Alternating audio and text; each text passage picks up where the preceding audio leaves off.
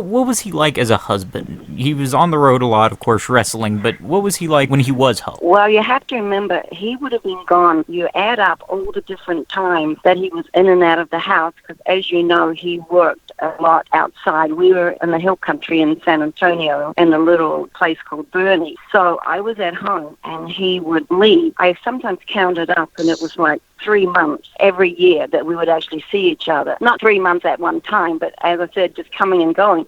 And then when he started off in Japan, I mean, he was gone for 6 weeks at a time. Then he'd come back for a couple of days and then he'd go back on the road again. So it was a very hard life. And we were out in the country, so we didn't get to spend a lot of time together. But in life, you just work it out. And he was most certainly dedicated to his family. We spoke to Herb Simmons earlier and Scott Romer, and they both talked about how much he loved spending time with his family, and he didn't get to do much of it, but he really cherished those times that he did have. What was he like when he was raising your children? Was he a good father when he was there? You know, of course he was working on the road trying to support the family, but what was he like as a family man? Well, I think one of the funniest stories was when Jeff started school, and Jeff had a show and tell. Well, it just so happened that Frank happened to be home the day of the show and tell, so he took his dad as show and tell, and the teachers just loved it because here's this big 6'5", 300 pounds sitting on one of these little chairs. No wonder it didn't